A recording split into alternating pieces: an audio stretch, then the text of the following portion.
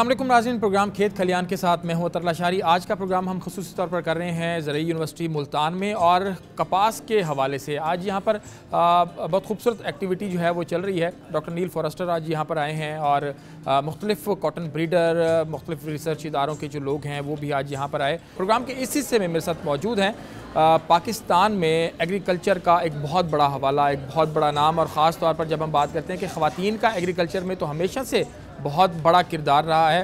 मोहतरमा राबिया सुल्तान साहबा प्रोग्राम के इस हिस्से में हमारे साथ मौजूद हैं। ख़ुद काश्तकारी करती हैं और प्रोग्रेसिव काश्तकार हैं और बहुत अच्छी जो प्रैक्टिसेस हैं इनकी इस हवाले से, इनके बहुत ज़्यादा तजर्बात भी हैं। हमने इनसे ऐसे जा रही थी लाहौर, ज़बरदस्ती मैंने इनसे 10 मिनट मांगे हैं। बहुत शुक्रिया आपके वक्त का। ये बताइएगा कि पाकिस्तान के अंदर पिछले साल, उससे पिछले साल, उससे पिछले साल कॉटन के लिए कुछ अच्छे नहीं रहे, आपको क्या वजूहात नज़र आ रही हैं? जी बहुत शुक्रिया, मैं मशकूर हूँ आपकी कि आपने मुझ जैसे तिफ़ले मकतब को बिठा के और गुफ्तगू का शुरू की है। देखिए, कॉटन हमारी, हम सुनते आए हैं कि ज़राअत हमारी रीढ़ की हड्डी, और कॉटन का उसमें बहुत अहम किरदार है। हमारी जो भी एक्सपोर्ट्स हैं, हमारी टेक्सटाइल इंडस्ट्री कॉटन के ऊपर उसका इन्हिसार है। लेकिन ये पिछले 2-3 साल का किस्सा नहीं है, ये किस्सा इससे लंबा है। और इसमें सबसे जो अहम चीज़ मुझे समझ आई है कि जो हमारी हुकूमत की पॉलिसीज़ थी या पॉलिसीज़ के ऊपर जो एक नज़रअंदाज किया गया है शोबे को, कॉटन को, ये उसका नतीजा है जो आज हम इस दौराहे पे खड़े हैं कॉटन के। और 1900 अगर हम 90-92 में जाएं तो हम 13-14 मिलियन बेल तो तब क्रॉस कर गए थे। बिल्कुल ऐसे। और फिर दोबारा से हम 2004-05 में भी हम इसी सतह पे आकर खड़े हुए थे। लेकिन वो क्या वजूहात हैं कि इस वक्त हम 9-10 मिलियन बेल के आगे पीछे घूम रहे हैं। बिल्कुल सही। और इसमें मेरे नज़दीक सबसे जो अहम चीज़ है वो इस फसल पे से हुकूमत का फोकस उठना, और जो कंपीटिंग क्रॉप्स हैं इसकी, उनकी ज़्यादा पजीराई करना, और काश्तकार के लिए जो इदारे थे जो कपास के लिए काम किया करते थे, और मुल्तान में आपको मालूम है दोनों इदारे, उनको फंड्स ना मिलने, वहाँ पे लोगों की ट्रेनिंग ना होनी, ये सारी वो चीज़ें हैं जो इस वक्त हम कपास की जो इस वक्त अबतर हाली है जिसका पूरा मुल्क शिकार है। अच्छा, एक चीज़ मैं आप ये भी पूछना चाहूँगा कि एक ऐसे मुल्क में जहाँ पर कपास बेस करती है एग्रीकल्चर के लिए, और उसमें जब एग्रीकल्चर एमरजेंसी की बात की जाती है तो एग्रीकल्चर एमरजेंसी के अंदर उस बेस को शामिल ही नहीं किया जाता।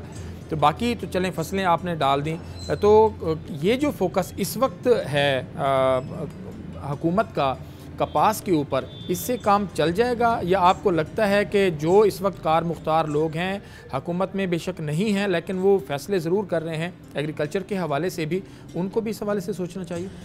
जी देखिए, प्राइम मिनिस्टर का जो एग्रीकल्चर इमरजेंसी एग्रीकल्चर पैकेज था उसमें सारी फसलें शामिल थीं, और ये मैंने बात प्राइम मिनिस्टर को की अभी इस्लामाबाद में कि आपने सब फसलों को उसमें शामिल किया, और उसमें से कपास जो कि आपकी बैकबोन है शामिल नहीं थी। तो आपने एक जो मैसेज भेजा कम्युनिटी में, पूरी कॉटन से जो वाबस्ता है, उनको यही मैसेज गया कि हुकूमत का शायद इस पे फोकस नहीं है। बहुत सारे ममालिक, ख़ास तौर पर अगर हम ऑस्ट्रेलिया की बात करें, रिसर्च एंड डेवलपमेंट का काम इतना हुआ है कि अब उनकी प्रोडक्शन इसकी फ़ी एकड़ की अगर हम बात करें तो बहुत आगे हैं वो। तो आपको लगता है कि इन ममालिक के साथ मिलके, आज भी डॉक्टर नील फॉरेस्टर यहाँ पर आए हुए थे, 2006-07 में भी उनको यहाँ पर लाया गया, मुख्तलिफ मल्टीनेशनल कंपनीज़ जो हैं वो भी यहाँ पर काम कर रही हैं, तो आपको लगता है कि सीड पाकिस्तान के जो हमारे इदारे हैं वो अच्छा दे पाएंगे, या हमें बाहर से कहीं जो दीगर ममालिक एग्रीकल्चर के हैं उनके साथ कोई मुआहदा करके, कोई रजू करके कुछ करना चाहिए? देखिए, सीड एक बुनियादी इनपुट है किसी भी फसल का, और कपास में देखिए यही हमारे इदारे थे। ये सेंट्रल कॉटन रिसर्च इंस्टीट्यूट है, 90 से 95% इनकी CIM वैरायटीज़ थी, और हम प्रोडक्शन ले रहे थे। आखिर हम 13-14 मिलियन बेल पे जो गए थे वो इन्हीं इदारों की वजह से गए थे, इन्हीं की तहकीक थी, इन्हीं की टेक्नोलॉजी थी। जब आप देखें कि डेवोल्यूशन हुआ और उसमें सबसे ज़्यादा मैं समझती हूँ कि जो कपास था, कपास का शोबा था, उसको नुकसान हुआ। ख़ास तौर पर जो मोहतरमा राबिया सुल्तान साहबा ने एक बात उठाई कि जितने हमारे तहकीकाती इदारे हैं यही इदारे थे जो 90s में बहुत अच्छा परफॉर्म कर रहे थे, इनका सीड बहुत अच्छा था और इसकी वजह से हम 13-14 मिलियन बेल्स जो हैं वो उस तक पहुँचे थे।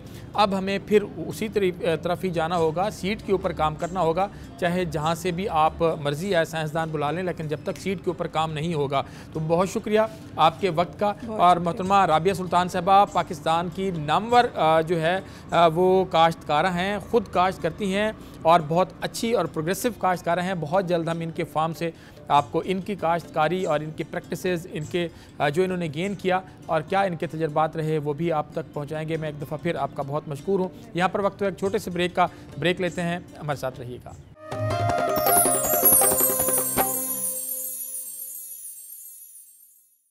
वेलकम बैक जी। प्रोग्राम में आज बात कर रहे हैं कॉटन के हवाले से, कॉटन डेवलपमेंट के हवाले से, और आज एग्रीकल्चर यूनिवर्सिटी में हम पहुंचे हैं और प्रोग्राम के इस हिस्से में मेरे साथ मौजूद हैं चौधरी आसिफ मजीद साहब। आप प्रेसिडेंट हैं एवियोल ग्रुप के और उनके साथ यहाँ पर तशरीफ़ रखते हैं डॉक्टर शफीक पिताफ़ी साहब, आप CEO हैं सनक्राफ्ट के। दोनों मुअज़्ज़िज़ मेहमानों का बहुत शुक्रिया।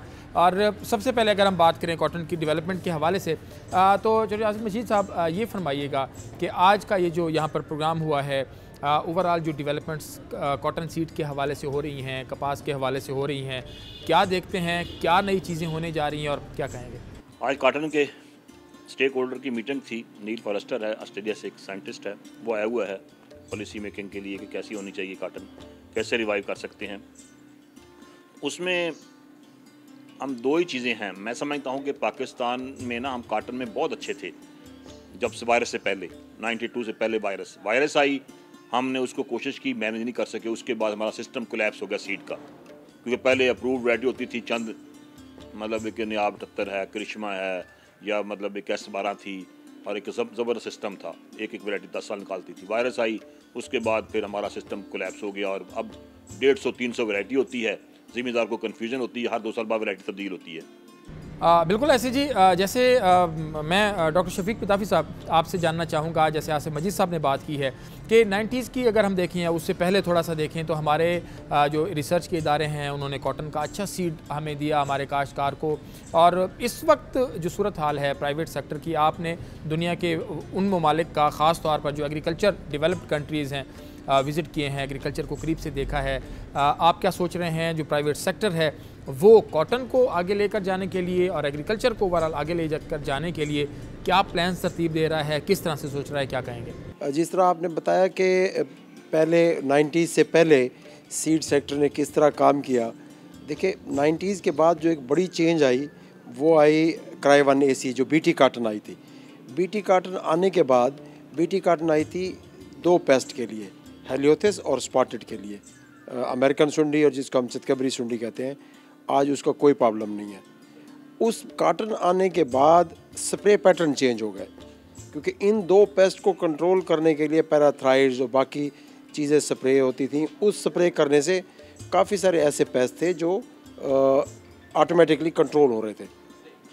ये ट्रांसजीनिक आई, क्राई 1AC आई, उससे हमारा स्प्रे पैटर्न चेंज हुआ, ज़िम्मेदार उससे वाकिफ़ नहीं था।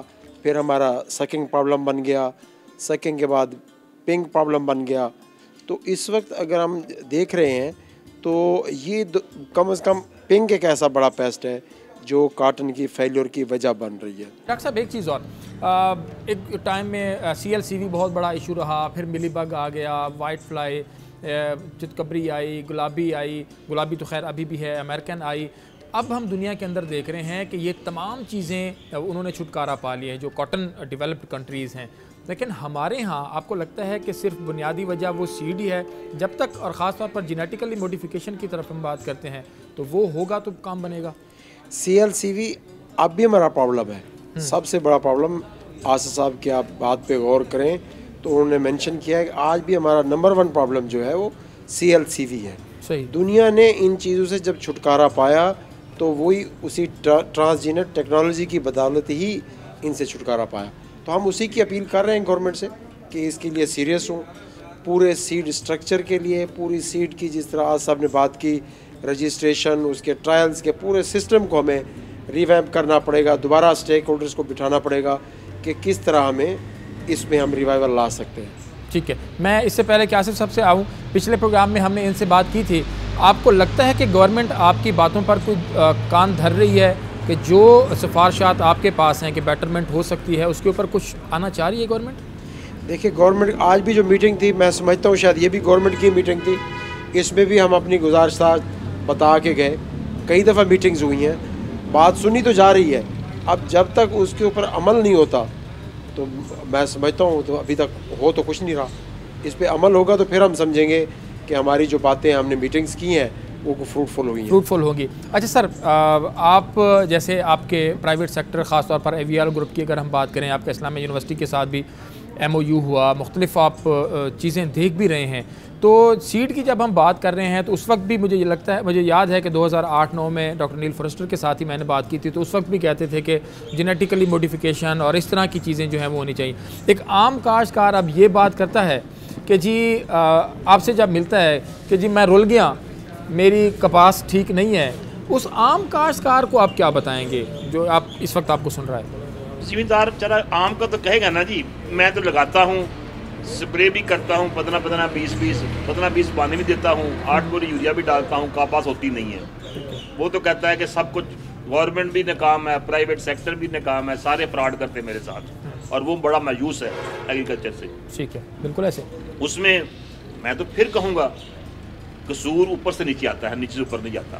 बिल्कुल ठीक है। गवर्नमेंट फिर प्राइवेट सेक्टर, प्राइवेट सेक्टर का लिमिटेड रोल है, रेट गवर्नमेंट अपनी कायम करे। हमने तो कभी नहीं कहा कि आप सीड का सिस्टम है, जर्मिनेशन है, प्योरिटी है, वैरायटी अप्रूवल सिस्टम। हम कहते हैं कि प्राइम मिनिस्टर भी कहता है कि बिजनेस के लिए आसानियां पैदा करेंगे हम, की तो कोई नहीं है, कोई बिजनेस के लिए आसानियां नहीं है पाकिस्तान में, मुश्किल 3 प्रोसेस है और इस तरह निज़ाम चल नहीं सकता है। ठीक है। हाँ, अपना FBR की बात कर लें या पेस्ट वार्निंग डिपार्टमेंट है या कराची प्लांट प्रोडक्शन डिपार्टमेंट है, तो रेगुलेटरी बॉडी को रिट अपनी कायम करे, अपने सिस्टम से रिट करेगा। ठीक है। इस तरह नहीं होगा जिस तरह अब हो रहा है। ये निज़ाम की तबाही है, अच्छाई नहीं है मुल्क के लिए। ठीक है। तो हम कहते हैं कि चेंज प्राइवेट सेक्टर लेके आनी है। अच्छा डॉक्टर साहब, जैसे आसिफ मजीद साहब बात कर रहे हैं कि आपने इंपोर्ट कर रहे हैं और आप मेन स्टेक होल्डर भी हैं मुख्तलिफ फसलों के हवाले से, तो ये जो डॉक्टर साहब ने बात की कि जितना आप पैसा बाहर से मंगवाने में ख़र्च कर रहे हैं, क्या अगर वही पैसा यहाँ खर्च हो तो उससे कितना फ़र्क पड़ेगा, उससे कितना कोई हुकूमत आपकी बात को सुनने को तैयार है? जिस तरह आज साहब ने कहा है कि हमारी गवर्नमेंट ने कभी इसके ऊपर सोचा भी नहीं है, और जब हम कभी गए हैं अप्लाई किया है कि यार हम यहाँ लोकल सीड प्रोडक्शन करना चाहते हैं या हम लोकल मैन्युफैक्चरिंग ऑफ पेस्टिसाइड करना चाहते हैं, एज ए इंडस्ट्री भी गए हैं, एज ए इंडिविजुअल भी गए हैं, तो कभी फैसिलिटेशन की बात नहीं हुई। सही। यहाँ रूल्स भी नहीं है, यहाँ लाज भी नहीं है, और बस जैसा है काम चल रहा है। कोई इस तरफ सोच नहीं रहा कि हम अपने इंपोर्ट बिल को कैसे कम करें। बिल्कुल ठीक है। हालांकि हमारे प्रिंसिपल चाइनीज़ ये चाहते हैं कि हम ये लोकल सीड प्रोडक्शन में आएँ। ठीक है। तो गवर्नमेंट की तरफ से कोई फैसिलिटेशन नहीं है। अपनी मदद आपके तहत हम शुरू करेंगे, लेकिन गवर्नमेंट फैसिलिटेट करे तो हम ये एक बहुत बड़ा इंपोर्ट बिल है, इसको हम रिड्यूस कर सकते हैं। अच्छा सर, मैं इसी हवाले से आना चाहूँगा कि आपको क्या लगता है कितना पोटेंशियल है इस वक्त प्राइवेट सेक्टर में कि वो अगर उसको मतलब गवर्नमेंट सपोर्ट करे तो वो कितना किरदार अदा कर सकता है प्राइवेट सेक्टर, ख़ास तौर पर हम सीड के हवाले से और पेस्टिसाइड सेक्टर जो है पूरा इसके हवाले से बात करें। आप लोग AVR ग्रुप भी बड़ा स्टेक होल्डर है, सनक्राफ्ट भी बड़ा स्टेक होल्डर है, कितना पोटेंशियल मौजूद है और कितनी परफॉर्मेंस फिर हो सकती है? सर, हमारे प्राइम मिनिस्टर ख़ुद कहते हैं, वो खुद कहते हैं कि प्राइवेट सेक्टर के बगैर ये मुल्क तरक्की नहीं कर सकता। 100% वो ठीक कहते हैं कि पूरी दुनिया में कहीं पे भी कोई तरक्की प्राइवेट सेक्टर के बगैर नहीं हुई। प्राइवेट सेक्टर में पोटेंशियल आपकी सोच से भी ज़्यादा है। सिर्फ सरपरस्ती की ज़रूरत है। अगर सरपरस्ती करें तो हम ना सिर्फ इंपोर्ट बिल कम कर सकते हैं बल्कि यहाँ से एक्सपोर्ट भी कर सकते हैं। एक्सपोर्ट भी कर सकते हैं, और ये बिल्कुल बहुत अच्छी है। एक नवीद है कि अगर ऐसा हो, कोई कोलैबोरेशन हो ख़ास तौर पर गवर्नमेंट का और प्राइवेट सेक्टर का, तो इससे बहुत ज़्यादा बेहतरी आ सकती है। सर, आखिर में इतना पूछना चाहूँगा कि पिंक बोलवर्म के ऊपर जितना काम हो रहा है, आने वाले सालों में जो रवां साल है इसको आप कैसे देख रहे हैं कपास के लिए, और आने वाले 2-4 सालों में पिछले दिनों आसिम मजीद साहब और जो MOU हुआ इस्लामिया यूनिवर्सिटी का, तो उसमें आसिम मजीद साहब की एक बात थी कि ये एक बड़ा जो है इनकलाब आ सकता है कि प्राइवेट सेक्टर और गवर्नमेंट सेक्टर मिलकर इसके ऊपर काम करे। तो आपको क्या लगता है कि आने वाले साल कपास के लिए कैसे होंगे? मैं समझता हूँ आने वाले साल मुश्किल साल होंगे को हमारी कोऑर्डिनेटेड एफर्ट्स नहीं चल रही। गवर्नमेंट की प्रायोरिटी में काटन कम है और फसलात हैं, इसको प्रायोरिटाइज करना चाहिए। ये वाहिद पाकिस्तान की फसल है जिसके ज़रिए कई इंडस्ट्रीज़ चलती हैं, जिसका एक बहुत बड़ा रोल है एक्सपोर्ट में, तो इसको गवर्नमेंट को प्रायोरिटाइज करना चाहिए। स्टेक होल्डर्स के साथ बैठना चाहिए और बैठ के डिसीजन मेकिंग करनी चाहिए। नशिस्तन गुफ्तन और बर्खास्तन ना हो, वहाँ पे डिसीजन मेकिंग करनी चाहिए कि हमें करना क्या चाहिए आगे। बहुत थोड़ा टाइम बच गया है, अगली काटन आने वाली है, किस तरह हमने अपने फार्मर को मोटिवेट करना है, क्यों फार्मर दोबारा काटन लगाए, उसको क्या प्राइस मिलेगी, ये सारी चीज़ें जब तक हम नहीं करेंगे तो अगली काटन जो है वो हमें सवालिया निशान नज़र आ रहा है। सवालिया निशान है, बिल्कुल ऐसे प्राइवेट सेक्टर और गवर्नमेंट मिल के ही इसमें इनकलाब ला सकते हैं। ज़ाहिरी बात है, अगर अच्छा बीज होगा तो इस मुल्क की मईशत के लिए, काश्तकार के लिए और इस मुल्क के लिए, सब के लिए बेहतर होगा। मैं बहुत शुक्रगुजार हूँ डॉक्टर शफीक पिताफी साहब आपका, चौधरी आसिम मजीद साहब आपका, कि आपने वक्त निकाला। ज़ाहिरी बात है, एवियाल ग्रुप हो या सनक्रॉप ग्रुप हो, तो लीडिंग इस वक्त जो हैं वो इदारे हैं प्राइवेट सेक्टर के हवाले से। पेस्टिसाइड की अगर हम बात करें, सीड्स की अगर हम बात करें, और या एग्री रिसर्च एंड डेवलपमेंट के हवाले से बात करें। यहाँ पर वक्त तो एक छोटे से ब्रेक लेते हैं, हमारे साथ रहिएगा।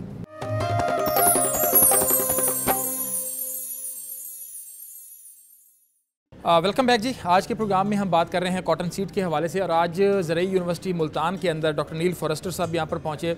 ऑस्ट्रेलिया के मारूफ इस हवाले से कॉटन के हवाले से दुनिया भर में इनका एक बहुत बड़ा नाम है। Welcome to the show sir, and thank you for your precious time. Last time we also discuss the cotton issues in Pakistan. I think it was 10 years before, na? Yeah, and it's coming today, back. Yes, it was. I do remember. Yes. And today, the purpose of your visit here in Agriculture University, Multan, you met with the farmers, with the ginners, with faculty, academia, and other stakeholders of seed cotton producers, seed producers, and also other people. What will you say about the cotton problems here in Pakistan, and what are the basics of them? Where to start? I've been coming to Pakistan for nearly 30 years, and a range of problems, and still problems. In fact, I've been invited by the government of Pakistan to come over and look at the major problems you're having with cotton production at the moment. Last year was a pretty poor year, pretty disastrous year actually for cotton production. Very low yields, very low production, and they're worried about the future of the cotton, the cotton industry basically in Pakistan. And it's so important for this country because textile production, textiles, the export of textiles is about 60% of your export income, and private industry on the policies too. Which they designed, already designed? Not well. Change in various acts, for example, you know, the various acts, or the role of the research institutes, that sort of thing. You know, is probably the main option of what we can do immediately. But also, you've got to look at the new pests that are coming, the resistance of pink bollworm to the cotton, the Bollgard cottons. BT transgenic cottons, that's a huge problem, and now pink bollworm is probably the #1 issue. It used to be controlled since last many years. Yeah, well, originally, I'm talking 20 years ago, it used to be, before transgenics came along, there used to be around 10 to 15 sprays for pink bollworm. The introduction of the first one gene cotton, the first generation of BT cotton, worked well for a little while, but it wasn't properly managed, and the insect has now, pink bollworm has now developed resistance to that technology. there any solution that with the genetically gene modification, the Pakistan we can control or we can get out from the problem of this pink bollworm? Genetically, with genetically modified plants, the only way out is hoping that the second gene, the Cry2AB gene in Bollgard 2, remains effective in Pakistan against pink bollworm. We don't know. No one can answer that at this moment. We're only guessing. But what I can tell you is that in India, Gujarat state, the pink bollworm there, from overuse, have now developed resistance to both genes, Cry1AC in Bollgard 1 and Cry1AC and Cry2AB in Bollgard 2. So they're facing a situation where there are no transgenic options available anymore. You are visiting Pakistan since many years. You are meeting the farmers and the researchers here. Yeah. And I think you already discussed with the people any solution for this. And I will go for the seed quality. And what will you say about the seed of cotton seed? It's cotton seed quality. It's terrible. Yeah, essentially, it's very poor seed quality. You know, it's poor germination. Very poor purity. The varieties are being turned over too quickly. With minimum its germination standard in Pakistan. Well, it's not being met because it can't be met. You know, I think it's 70%, and a lot of the seed is being sold less than that. The purity issues. Farmers, when they get a bag of seed, a lot of them have to deal with cotton that high or anything in between. It's a mixture. It's not pure. The purity levels are very low. Okay. So it's a real problem. So the purity has to be improved. When we have a look on the Australian cotton development, cotton research, did you think that the practices adopted in Australia for the development of cotton, it can be repeated in Pakistan? It is possible? Yes and no. A lot of them can be, but you have, what, 2-3 million cotton farmers. I'm not really sure what the number is, but we have only about 2,000. So it's easier to talk to 2,000 growers than 2 million growers. Okay. So we can implement things a lot easier in Australia because of our lower numbers. And it is, and we can talk about what to do here and we can suggest things, but it's very hard, particularly, I'll give you an example. We say you should leave, when you plant transgenic cotton, you should leave a small area to the side, non-transgenic, conventional, so that any resistance genes that come are diluted by the susceptible. But that by the susceptibles coming from the conventional crop. But that means you have to convince a farmer to leave a small area of unsprayed conventional cotton next to the larger area, about 95%. 90-95% it would be transgenic and 5% as conventional. Will be very, very difficult to implement here in this small scale, at least at the small scale level. Yeah. Okay. Have you ever met with the government high officials, lastly, officials, and you give any suggestions for the development of cotton in Pakistan? Well, absolutely. That's, well, actually, I've been asked to visit with some of the very high officials and the Prime Minister here before I go to brief them on this problem because they're very cognizant of the issue and they want to do something, and that's why they've asked me to come here. So yes, the message will get back to the highest levels of the Pakistani government. Is there any hope in Pakistan that that cotton will develop and the prosperity comes in Pakistan and agriculture sector? I hope so. It's a tough question. I hope so, and I want to contribute. That's why I'm here. I'm here to try to help that happen. But it's not an easy path.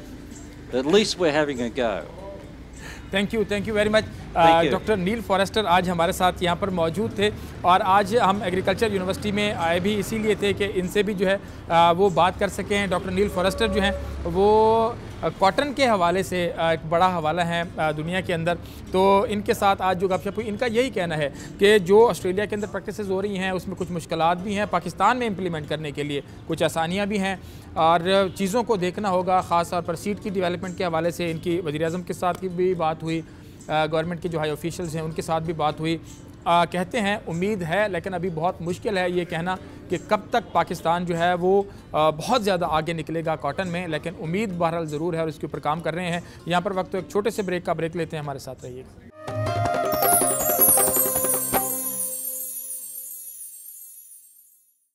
Welcome back जी। आज के programme में हम बात कर रहे हैं cotton के हवाले से, कॉटन की डेवलपमेंट, पाकिस्तान में कॉटन का रिवाइवल उसे कहें, सीड की हवाले से बात कर रहे हैं और नवाज शरीफ ज़रई यूनिवर्सिटी में इस हवाले से आज दुनिया के मुख्तलिफ ममालिक से भी और पाकिस्तान से भी जो कॉटन ब्रीडर हैं वो लोग भी इकट्ठे हुए हैं और इस हवाले से वाइस चांसलर ज़रई university Multan professor doctor Asif Ali साहब जो है वो उनकी जो खिदमात हैं कॉटन न सिर्फ ये कि पढ़ाने के हवाले से बल्कि कॉटन समेत जो दीगर फसलें हैं, एग्रीकल्चर है, उसको बूस्ट करने के लिए जो लिंकेजेस हैं इदारे के और काश्तकार के, क्या क्या नई चीज़ें हो रही हैं, तो उसके हवाले से आज हमने खसूसी तौर पर जो है वो मदऊ किया है प्रोफेसर डॉक्टर आसिफ अली साहब को।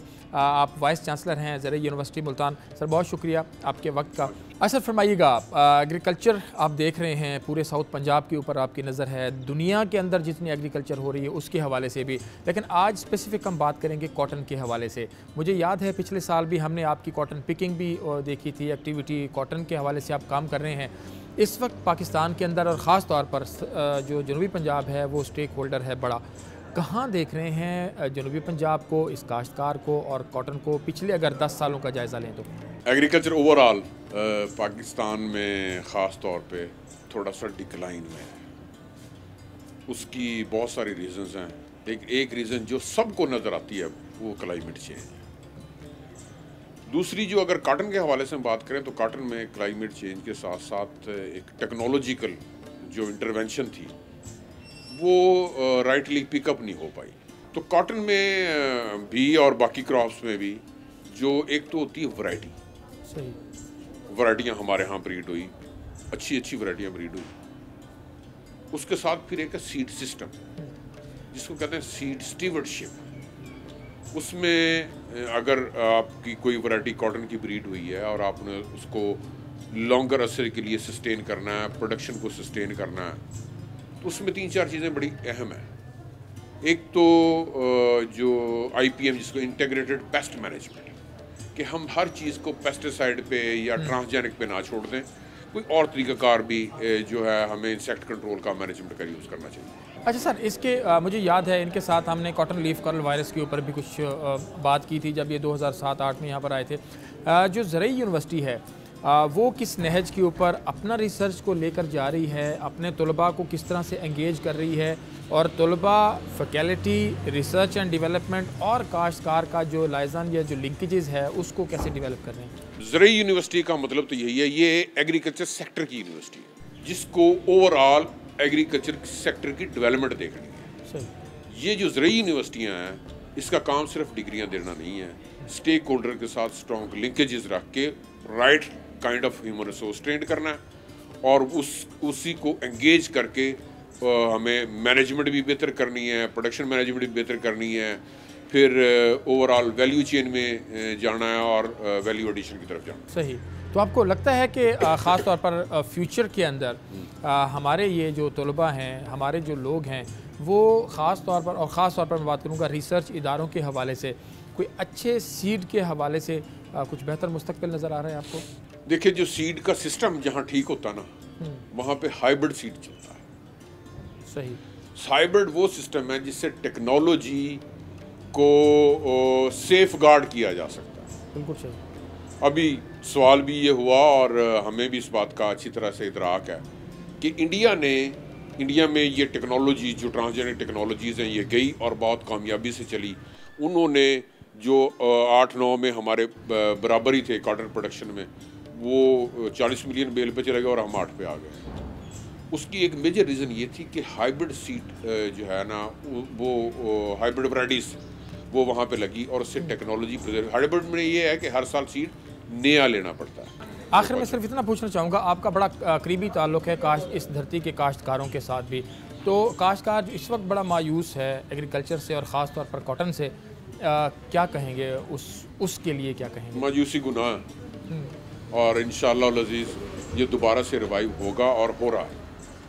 इस दफ़ा जो अगले साल की हमने टेक्नोलॉजी दी और हमने इस दफ़ा भी ग्रो करके दिखाया लोगों को कि हमने जो एक सेक्स फेरामोन्स की टेक्निक करें या पीबी रोप्स हैं जो लगा के हमने एक स्प्रे से कॉटन ग्रो की। अगले साल के लिए गवर्नमेंट ने इसको अडॉप्ट कर लिया। हम कोशिश कर रहे हैं कि उस पर सब्सिडी भी है और उससे इंसेक्ट मैनेजमेंट भी बेहतर हो।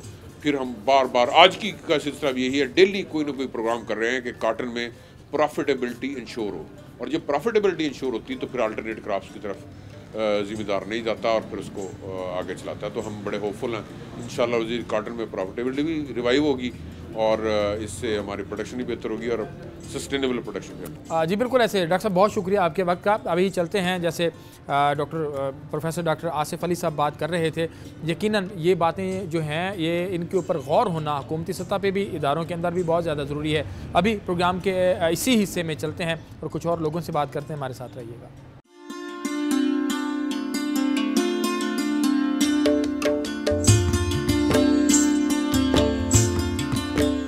प्रोग्राम के इस हिस्से में मेरे साथ मौजूद हैं प्रोफेसर डॉक्टर शफकत सईद साहब। आप हैं dean faculty of agriculture and environmental sciences.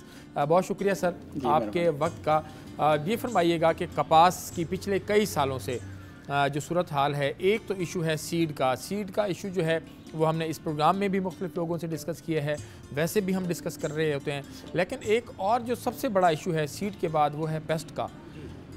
Pest management के हवाले से सबसे पहले ये बताइएगा कि जो पिछले कोई 5-7 सालों में कॉटन का डिक्लाइन आया है, कॉटन डिक्रीज़ हुई है, काश्तकार को इश्यूज़ हुए हैं, उसमें पेस्ट का कितना किरदार है? लशारी साहब, बड़ा अच्छा सवाल आपने पूछा। इसमें पेस्ट ही है जिसकी वजह से सीड के बाद सबसे अहम जो है ना पेस्ट है, क्योंकि 2 पेस्ट हैं, एक सफ़ेद मक्खी, एक है गुलाबी सुंडी, इस वक्त जो ज़्यादा प्रॉब्लम कर रहे हैं। अगर आप देखें तो सफ़ेद मक्खी जब आती है शुरू में आती है, बाद में गुलाबी सुंडी आती है, बोल जब बनता है। तो इस वक्त हमने जब सर्वे किया, जो बीटी कॉटन हमारी है जिसमें CRY1AC जीन है, उसके अंदर जो गुलाबी सुंडी है उसके ख़िलाफ़ मुदाफ़ियत आ गई है। सही। अब वो मुदाफ़ियत जब आएगी तो वो उसको कंट्रोल नहीं कर सकेगी। गुलाबी सुंडी को वो अमेरिकन सुंडी को कंट्रोल करती है, बीटी कॉटन, पिंक बुल अपना चितगबरी सुंडी को वो मैनेज करती है। अब जब रेजिस्टेंस आ जाए, मुदाफ़ियत आ जाए, तो उसका कोई और तरीक़ाकार नहीं होता उसको मैनेज करने का। फिर ये हुआ कि लोग परेशान हो गए, बीटी कॉटन भी लगाई हुई है, गुलाबी सुंडी भी आ गई। पहले तो सफ़ेद मक्खी को कंट्रोल कर रहे थे, अब इसको कैसे मैनेज करें? इसका मतलब ये है कि सारे सीज़न में हमने स्प्रे ही करने हैं, सफ़ेद मक्खी को कंट्रोल करना है, गुलाबी सुंडी को कंट्रोल करना है। तो इसलिए जो है ना, ये बड़ी अच्छी टेक्नोलॉजी है जिसको हम अभी अडॉप्ट कर रहे हैं, और वाइट फ्लाई के लिए हम कोई स्प्रे नहीं करते। अच्छा, ठीक है ना। यहाँ पे फार्मर को भी हम बुलाते रहते हैं। जेसिड आ जाता है तो शुरू में कोई एक आध हम सेफ़ पेस्टिसाइड जेसिड को कंट्रोल करने के लिए हम करते हैं, नहीं तो हमारी पैदावार माशाल्लाह 25-30 मन आराम से आ जाती है। सिर्फ वाइट फ्लाई कैसे कंट्रोल करते हैं? वाइट फ्लाई कंट्रोल हम नहीं करते। अच्छा, वाइट फ्लाई कंट्रोल नेचर करती है। ये तो लोग तो बेचारे इसके ऊपर स्प्रे कर करके हमारे ये गलती है। अपना मुनाफा, क्या असल जो अखराजात भी बढ़ा लिए, मुनाफा भी लगा लिया। मैं कहता हूँ इस दफ़ा आप जो है ना किसी फार्मर से पूछें कि कौन सी जो जिस फार्मर ने थोड़े स्प्रे किए हैं उसकी पैदावार ज़्यादा आई है, जिन्होंने ज़्यादा स्प्रे किए हैं उनकी पैदावार कम आई है। क्योंकि स्प्रे ना करना बहुत अच्छा है एज़ कम्पेयर टू उसका। ये एक, मैं ये नहीं कहता स्प्रे बिल्कुल ना करें, उसके लिए एक साइंटिफिक प्रोटोकॉल है। आपने 2 कीड़ों को अपने खेत में पलने बढ़ने के लिए मौका देना है। बिल्कुल सही, ठीक है ना। जब तक वो पलने 2 कीड़े मौजूद होंगे, आपकी सफ़ेद मक्खी को बड़े अच्छे अंदाज से वो खाते हैं। अच्छा। बड़ा पसंद करते हैं उसको, क्योंकि सफ़ेद मक्खी जो उसके बच्चे होते हैं वो हरकत नहीं करते, वो एक जगह पे टिक कर रहते हैं। सही। वो आराम से जाके वो पनी बनाई खुराक उसको मिल जाती है, वो खा लेते हैं। सही। उनकी पैदावार बढ़ना शुरू हो जाती है। अच्छा सर, दुनिया की अगर हम बात करते हैं, ऑस्ट्रेलिया की बात करें, अमेरिका की बात करें, मुख्तलिफ और जो एग्रीकल्चर डेवलप्ड कंट्रीज़ हैं, उनके अंदर ख़ास तौर पर हम देखते हैं कि बहुत ज़्यादा हद तक वो सख्त से आज़ाद हो चुके हैं। उनकी जो कपास है बहुत ज़्यादा हद तक, तो आपको लगता है कि वहाँ की जो प्रैक्टिसेस हैं वो यहाँ पर इम्प्लीमेंट हो सकती हैं? और यहाँ ख़ास तौर पर जो वो रिसर्च एंड डेवलपमेंट वहाँ पर चल रही है, हमारे इदारों के अंदर या जो तालीमी इदारे हैं, जो रिसर्च के कॉटन का इदारे हैं एग्रीकल्चर के, उनकी जो रिसर्च एंड डेवलपमेंट है, आप उसको कैसे देखते हैं दुनिया के मुकाबले में? जी, बड़ा अच्छा सवाल किया और इस बात की ज़रूरत भी है। हम एग्ज़ाम्पल लेते हैं चाइना की, इंडिया की, ऑस्ट्रेलिया की, जो हमारे कॉटन के जो बेहतरीन कंट्रीज़ हैं। चाइना क्या करता है? चाइना बीटी कॉटन के साथ नॉन बीटी कॉटन लगाता है 25%। वो इसलिए कि जो मुदाफ़ियत आ रही है बीटी के अगेंस्ट रेजिस्टेंस में, बीटी तो वो ज़ाहिर लगाई हुई है उन्होंने और वो नेचुरली कंट्रोल कर रही है कीड़ों को। अब जहाँ मुदाफ़ियत पैदा होती है, जिस तरह हमारे मुल्क में हो गई है, अगर नॉन बीटी साथ लगी होती तो वो उसका असर ज़ायल कर देती है। उसमें जब वो मिलाप करते हैं बीटी वाले और नॉन बीटी वाले इंसेक्ट आपस में, तो उसमें मुदाफ़ियत कम हो जाती है। तो चाइना ने इसमें बहुत अच्छा कंट्रोल किया है। इंडिया ने इसको कंट्रोल करने की कोशिश की कुछ हद तक, मगर वो क्या करते हैं, फार्मर को एक बैग के अंदर एक छोटा सा बैग वो देते हैं कि 10 to 15 10 से 15% जो है ना ये नॉन बीटी है, ये जो है ना बीटी है, ताकि वो एक खेत बीटी का लगाएं, साथ ही जो है ना कुछ एरिया नॉन बीटी का लगाएं। या जो फार्मर हैं उसमें अपने हिसाब से 1 मुरब्बा है, 2 मुरब्बे हैं, 3 मुरब्बे हैं, तो उसमें वो नॉन बीटी 10% के हिसाब से, 15% के हिसाब से वो कुछ खेत लगाएं, ताकि जो उसने बीटी लगाई हुई है उसका इफ़ेक्ट हो, सही, वो असर करे अपना। अगर वो बीटी को ही खाता रहेगा तो वो उसके अंदर मुदाफ़ियत आ जाएगी। नॉन बीटी साथ होगा तो ये बड़ा अच्छा एक तरीका है जिस पे पूरी दुनिया उस पर काम कर रही है। अगर हम क्राई-1 AC हमारी इस वक्त बीटी कॉटन में मौजूद है, अगर हम जो बुलगार्ड 2 या बुलगार्ड 3 लेके आना चाह रहे हैं, हम उसको जो है ना किस तरह आगे मैनेज करेंगे, तो ये रेजिस्टेंस डेवलप हो जाएगी। इसलिए आप रेजिस्टेंस को तोड़ने के लिए अभी से ही नॉन बीटी आप जो है ना लगाएं, ना कि जो है ना आप इस तरफ चलते जाएं, फिर आपके पास कोई सोल्यूशन नहीं है। सही, BT 2 आ गई, BT 3 आ गई, तो फिर क्या होगा, उसके बाद क्या करेंगे? बिल्कुल ठीक है। बहुत शुक्रिया सर आपके वक्त का। प्रोफेसर डॉक्टर शफकत सईद साहब, dean faculty of agriculture and environmental sciences, ज़रई यूनिवर्सिटी मुल्तान। दो चीज़ें हम इनसे अक्सर डिस्कस करते हैं, आम के हवाले से भी अक्सर हमारे प्रोग्रामों में आपने इन्हें देखा होगा, और एग्रीकल्चर के जो ख़ास तौर पर प्रोग्राम है। और आज का हमारा मकसद भी बुनियादी तौर पर यही था कि कपास को डिस्कस जैसे किया जा रहा है यूनिवर्सिटी के अंदर, इस तरह हम अपने प्रोग्राम में भी हम करें। मैं आज यहाँ पर, मेरी टीम यहाँ पर पहुँची है कि जो यहाँ पर बातें कपास की तरक्की के लिए हो रही हैं वो हम आप काश्तकारों तक भी पहुँचाएँ कि इसको कैसे बेहतर तरीके से जो है वो मैनेज किया जा सकता है। बहुत शुक्रिया सर आपका। और आज का प्रोग्राम जो है वो अपने अख्ताम को पहुँचा। इंशाल्लाह अगले प्रोग्राम में जो है वो फिर किसी और टॉपिक के साथ दोबारा आपकी खिदमत में हाजिर होंगे। तब तक के लिए अतला शारी को इजाज़त। अल्लाह निगहबान।